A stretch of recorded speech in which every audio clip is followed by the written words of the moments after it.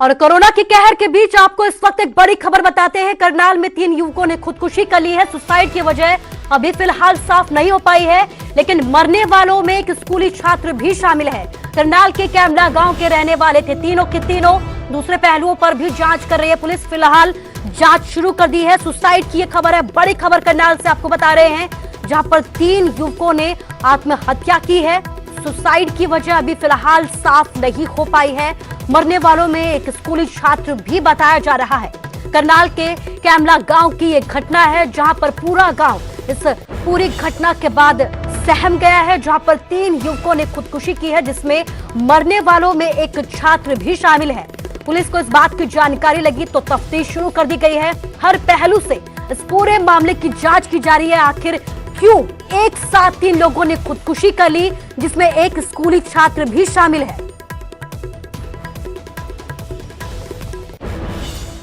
Phone पे बोला कि सुबह घर पे आ जाना, तो मैं बोला क्या बात हुई है, बात बता पूरी। तो बात उसने मेरे को बताई नहीं। थोड़ी देर बाद वो हंसने लगा। फिर वो बोला कि भाई कुछ नहीं, मैं मजाक कर रहा था। मैं बोला चल ठीक है, कहाँ पे? तो बोला मैं दोस्त के बर्थडे पे गया हुआ था, मैं घर पे जा रहा हूँ। तो फिर मैंने फ़ोन काट लिया था। उसके बाद मेरे पास ये 9-10 के करीब चाचा के लड़के की कॉल आई। चाचा के लड़के ने बोला कि जहर खा रखा है इन्होंने और सीरियस है कंडीशन। तो बोले करोंडा ले गए हॉस्पिटल में। तो 2 लड़कों की मौत हो गई है, एक एडमिट है। पुलिस मामले की जांच कर रही है। अभी कोई क्लियर रिपोर्ट नहीं आई।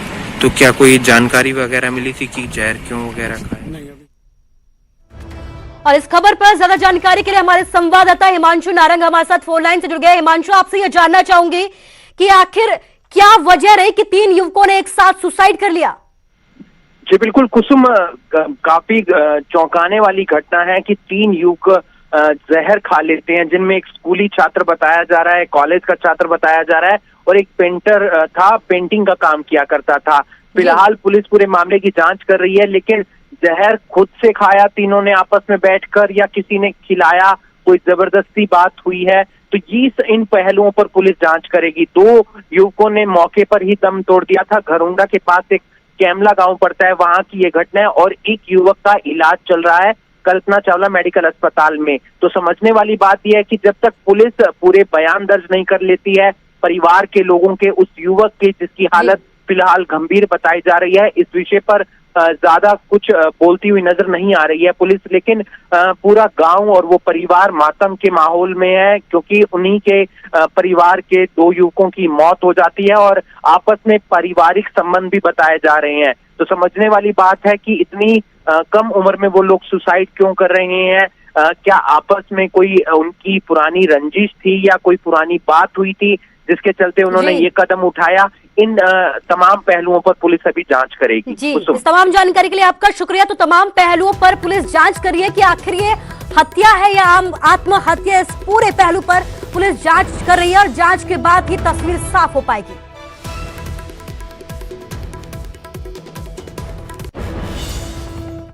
तो करनाल से आपको बड़ी खबर बता रहे थे और अंबाला से इस बीच एक और बड़ी खबर सामने आई है। अंबाला की सेंट्रल जेल में सुसाइड से हड़कंप मच गया। एक साथ जेल में 2 आरोपियों ने खुदकुशी की है। कोरोना के चलते हाल ही में मिली थी पैरोल के दौरान चेन स्नैचिंग करते हुए पकड़े गए थे, जिसके बाद जेल में बंद किया गया था। 8 जून को ही फिर से दोनों को जेल लाया गया था। पहले एक आरोपी हत्या, एक चोरी के मामले में बंद था। जेल प्रशासन ने मामले की न्यायिक जांच की बात कही है। तो बड़ी खबर आपको बता रहे हैं, जहां पर पहले 3 लोगों ने खुदकुशी की कोशिश की है अंबाला में, तो वही करनाल में इसके बाद अंबाला से एक और बड़ी खबर सामने आई है, जहां पर सेंट्रल जेल में सुसाइड से हड़कंप मच गया। एक साथ जेल में 2 आरोपियों ने खुदकुशी की है। कोरोना के चलते हाल ही में पैरोल मिली थी, लेकिन अब चेन स्नैचिंग के दौरान दोनों को पकड़ा गया था। 8 जून को ही दोनों को जेल लाया गया था। इसके बीच अब सुसाइड की खबर से जेल प्रशासन में हड़कंप मच गया है। जेल प्रशासन ने इस पूरे मसले पर न्यायिक जांच की बात कही है।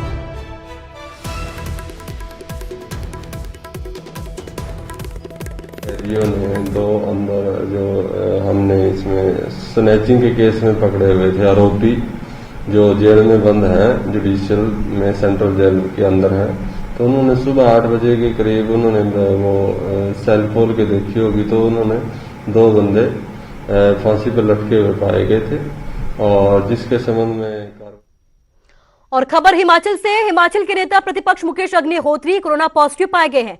एक व्यक्ति के संपर्क में आने के बाद सेल्फ आइसोलेट हो गए हैं। उन्होंने एहतियात के तौर पर खुद ही आइसोलेट करने का फैसला किया है।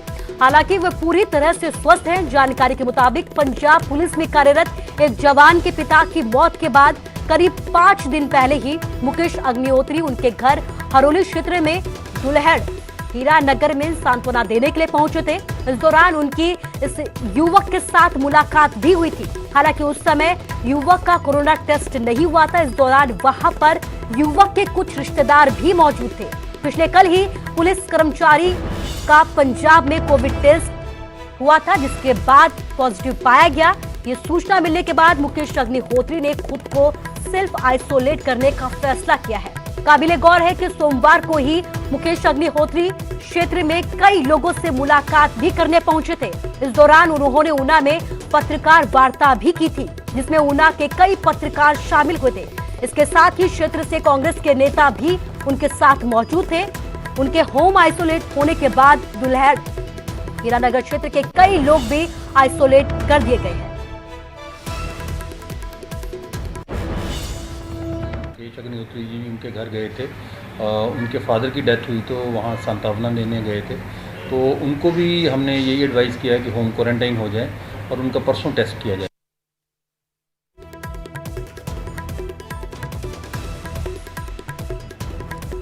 और इस खबर पर ज्यादा जानकारी के लिए अमित शर्मा हमारे संवाददाता ऊना से हमारे साथ जुड़ गए हैं। अमित, क्या कुछ अपडेट्स पूरी खबर पर? जी बिल्कुल कुसुम, आपको बताना चाहूंगा कि नेता विपक्ष मुकेश अग्निहोत्री जो है वो पिछले कल से ऊना में ही थे और यहाँ पर उन्होंने स्थानीय जो उनकी गृह पंचायत है हरोली विधानसभा क्षेत्र, वहां पर भी कई स्थानों पर गए। वहीं ऊना में पत्रकार वार्ता भी जो है वो कल की थी और विपक्ष पर जिस तरह से सरकार पर निशाना उन्होंने विपक्ष से साधा था, तो नेता विपक्ष जो है वो कल देर रात जो है तकरीबन 1 बजे अपने आप को होम आइसोलेट कर लिया था। जिस तरह से उनको जब ये सूचना मिली कि उनके संपर्क में आया हुआ एक व्यक्ति जो है वो पॉजिटिव पाया गया है। आपको बता दूं, जो व्यक्ति पॉजिटिव पाया गया है वो पंजाब पुलिस का जवान है और हरोली विधानसभा क्षेत्र के ही हीरानगर का रहने वाला है, जिसकी ड्यूटी जो पंजाब के माहिलपुर में है। और जब उसकी होशियारपुर से देर रात रिपोर्ट आई तो वो पॉजिटिव पाया गया पुलिस वाला, और उसको जो है हालांकि ऊना के ही जो डेडिकेटेड कोविड केयर सेंटर बनाया गया है वहां शिफ्ट किया गया है। जबकि मुकेश अग्निहोत्री ने अपने आप को आइसोलेट कर लिया है। वहीं स्वास्थ्य विभाग का कहना है कि 2 दिन बाद मुकेश अग्निहोत्री के कोविड-19 के सैंपल लिए जाएंगे। जी अमित, इस तमाम जानकारी के लिए आपका शुक्रिया। लेकिन बड़ी बात यह है कि पत्रकार भी वहां पर कोरोना पॉजिटिव पाए जा सकते हैं, क्योंकि पत्रकार वार्ता में वो शामिल थे। फिलहाल हम आपसे यही कहना चाहेंगे कि आप भी सावधानी बरतें। लेकिन बड़ी बात यह है कि नेता प्रतिपक्ष मुकेश अग्निहोत्री कोरोना पॉजिटिव पाए गए हैं, जिसके बाद उन्होंने सेल्फ आइसोलेट होने का फैसला किया है।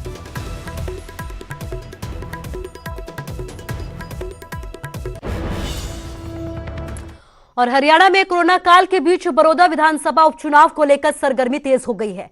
कांग्रेस विधायक श्रीकृष्ण हुड्डा के निधन से यह सीट खाली हुई है, लेकिन कांग्रेस के गढ़ में सेंध लगाने की कोशिश बीजेपी ने भी शुरू कर दी है। वहीं कांग्रेस और इनेलो ने भी उपचुनाव के लिए ताल ठोक दी है।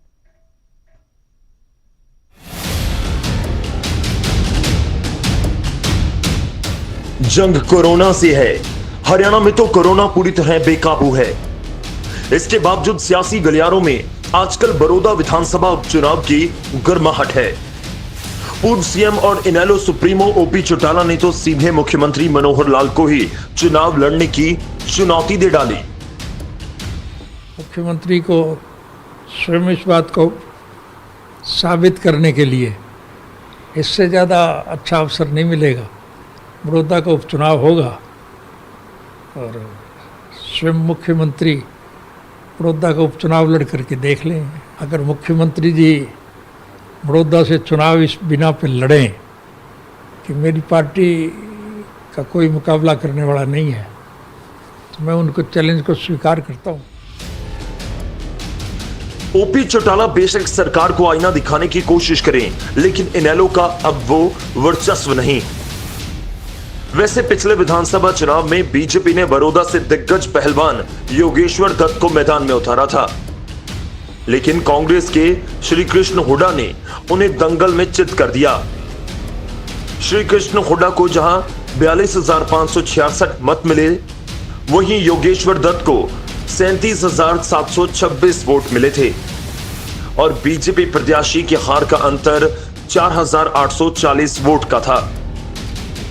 उधर कांग्रेस ने आरोप लगाया कि कोरोना के इस दौर में सरकार जिम्मेदारी निभाने की बजाय उपचुनाव की तैयारियों में लगी है, लेकिन नतीजों से सरकार की उल्टी गिनती शुरू हो जाएगी। हम चुनौती देते हैं, आपके माध्यम से मैं चुनौती देता हूं सरकार को। बड़ौदा में लोग मुंह तोड़ जवाब देंगे भारतीय जनता पार्टी का, और वहां से इस सरकार की उल्टी गिनती शुरू होगी बड़ौदा उपचुनाव के नतीजे से। बेशक विधानसभा के दंगल में योगेश्वर दत्त मात खा गए, लेकिन बड़ौदा उपचुनाव गठबंधन सरकार के लिए साख का सवाल बनी हुई है। वैसे कांग्रेस के गढ़ में सेंध लगाना बीजेपी के लिए उतना आसान भी नहीं। चंडीगढ़ से अंकित दुदानी, न्यूज़ 18।